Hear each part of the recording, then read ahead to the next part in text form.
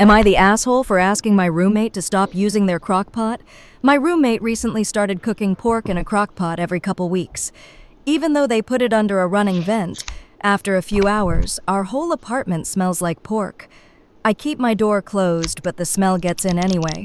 Something about the way crock pot food smell floods the air and just lingers, makes me gag to a point where I can't stand it. They sometimes cook vegetables in it and it's just as bad. Last week I hit a breaking point and asked them to stop using it. They said they're doing everything they can think of to keep it contained, but that it's not reasonable to ask them to stop cooking. Am I the asshole and should just learn to deal with it? Am I the asshole for divorcing my husband because he is not an alpha male? My 28 female husband, 30 male, and I have a child, 1 month, together, and I thought he was the love of my life. When I met him, he liked hockey, drinking beer, video games, football, and picking fights at bars after getting drunk, so I thought he was just a regular guy. But he swore to me that he was the alpha of his friend group, not that I cared that much. Yesterday, while I was feeding our son a hot dog, he came home visibly distressed. I asked what happened, and he suddenly went quiet. Then, after starting to sob, he finally confessed that he was pregnant. My face drained of colour as he explained that a few months ago he and his best friend Ryan, 29 male, got drunk at a work party and accidentally had a second night stand. They had already had a one-night stand in college. My husband ended up pregnant because he is not actually an alpha, but an omega. As the hot dog hit the floor, I started screaming at him that I couldn't believe he would cheat on me while I was at home taking care of our baby, and that I wanted a divorce. Then I stormed out of the house with our crying child in my arms. Now we're at my best friend's, 32 female house, Julie, and she kindly got my things for me. Julie has been my shoulder to cry on for the past day, and I realised that the kiss we shared while drunk was more profound than I initially thought. Now we're planning to get married next month.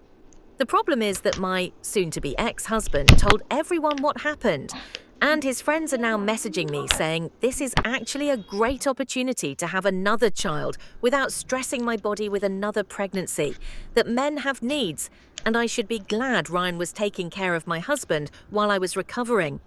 So, am I the asshole? Am I the asshole for leaving the house to stay with my boyfriend after my sister forced me to take care of her child? Me, 20 female. And I do not like kids. I never have. I do not enjoy taking care of them, playing with them, or being responsible for them. I have always been clear about this with my family. My sister, 31 female, has a daughter, 5 months. I love her, but loving someone does not mean I want to be a caregiver to the most thing I hate. A few months ago, my sister started asking me to help her with her daughter. At first, it was small things, watching her for an hour, staying with her while my sister ran errands. I did not love it, but I agreed because I felt pressured. Slowly, it turned into more and more. I was expected to babysit multiple days a week for hours. I had to feed her, play with her, help her shower, and put her to sleep. My sister never asked anymore. She just assumed I would do it and yell at me when I don't. Whenever I tried to say no, she would say things like, "You are young, you have free time, you live at home anyway," or she would guilt me by saying she has family and I should help and blame me. I felt trapped and exhausted even though I hated every minute of it. I still did it because every time I complained, my family told me I was selfish and I felt that I were a one. Recently, I told everyone that I had planned a trip with my friends. It was already paid for and planned weeks in advance. I was excited because it was the first time in a long while I felt like I had something for myself. My sister immediately got angry. She said, "What am I supposed to do with my daughter?" Then I reminded her that I never agreed to be her full-time babysitter. She exploded and said I was abandoning her and being irresponsible, like he's my baby, not hers. She told me that I should cancel my trip and take care of my niece instead. So I immediately said no. That turned into a huge argument. She called me names including B1, T-Euro-H, and said I was immature and heartless. My parents sided, of course, with her and said I should step up and help my sister. I felt overwhelmed and honestly done that. I would really snap at them if I stayed. So I packed a bag and left the house to stay with my boyfriend for a few days. Now they are furious. They say I ran away from responsibility and that I chose my boyfriend and friends over my own family. My sister says I betrayed her and that she cannot rely on me anymore. I feel guilty for my niece and I feel that I am the bad one. So, am I the asshole? Am I the asshole for telling my kid that she is being self-centered/cruel because her mom won't be able to make to her wedding? My daughter, 28, wedding is tomorrow. The problem is that my wife's dad is in the hospital. He has always been frail since he was moved into a home and it took a turn for the worse, and now he is in the hospital. They don't think he will make. My wife's sisters say it looks bad, and she also isn't coming up for the wedding anymore. The original plan was for him to fly up for the wedding today with the help of my wife's sister. But he was hospitalized yesterdays, and he is just getting worse. My wife has been distraught, and she made the decision to go fly down. She is leaving tonight. It was a tough decision because she will miss the wedding. I told her I will FaceTime her in for the ceremony and anything else but to go be with her dad before he dies. I also know she would be miserable if she was at the wedding to begin with. I doubt she would be able to put on a happy face and pretend everything was okay.